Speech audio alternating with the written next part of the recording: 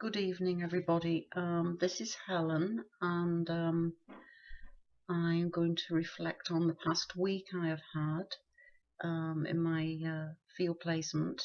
And I think for me, this week has really emphasized the importance of culture, ethnic awareness, and spiritual well-being with regard to clients. Um, One of my visits this week was to a Caucasian lady who is mentally alert but physically very impaired. And the most important thing in her life is her spiritual well-being. She likes to minister to people over the internet, and because she is housebound, and she's a real people person, she's talking about wanting to go out to maybe a nursing home. Was a suggestion I have made, and she's up for that. So we're trying to set up where she can go into a nursing home maybe once a month and minister to people. She likes to pray with you and for you when you leave out after visiting with her. And I do think that over the years, social workers have come to realise, for many, especially the elderly, the important part of their life that their religion and their spiritual well-being plays. It's often central to the life of, an elderly client. So that was one person I visited. Another one was a Puerto Rican couple. The lady is in end-stage Alzheimer's, and her husband of 55 years is taking care of her 24/7. Now, I said they'd been married 55 years, but I noticed on the paperwork, and I didn't say anything to him, but they had both got different surnames, which I thought was fairly unusual for that generation. But come to find out, with some research on Puerto Rican culture, that that is not unusual, and it's not unusual for children to take either mum or dad's name. So that's something I learnt this week. And talking about getting him some respite, he is isolated insofar as, he can't get out to the community. The family come and visit with him, but his thing is he likes to go to church. That's important to him. And he likes to go out and eat with the family. And we're looking at maybe getting him some help on Sundays when he can do that.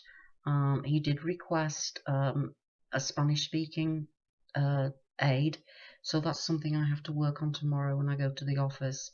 So he reminded me just how much of a responsibility we do have to provide services in appropriate language in order to get the maximum benefit for our clients. Another visit I did this week was to a Bangladeshi lady.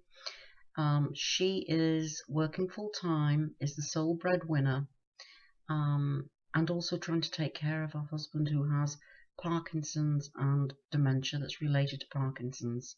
So in what I learned about the Bangladeshi culture is that the senior males are the ones who make the decisions, but in this situation we have a role reversal.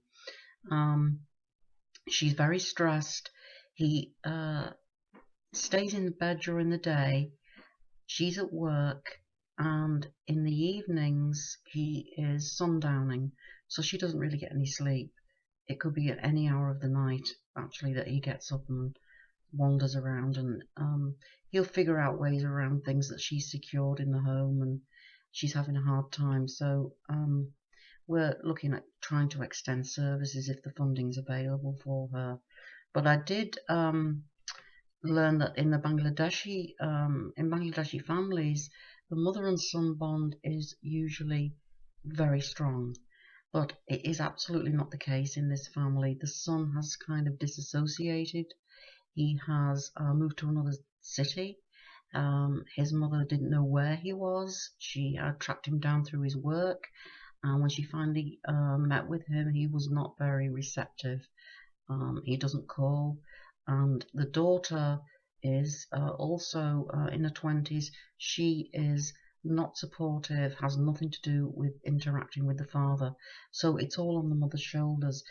Now, while she was talking to me, she had no problem disclosing, but she was sitting very close to me and touching my arm during the during the interaction, um, and that was something that we, in our culture we tend to sort of value our personal space, as it were. So that was kind of new to me as well. But I have learnt through my visits this week that I can't make assumptions or generalize by translating in anything I read about different cultures. I have to be aware that I should be examining what my interpretation is when it comes to diverse cultural and ethnic groups, that is an ongoing process because strategies and techniques are going to vary within the group just as much as they vary from group to group. So that was something that I really had to think about, the differences within the minority groups. So I'll be very interested to hear if any of you have had experience or learnt something new from working with various ethnic minorities. So I'll be looking forward to hearing that. Thank you.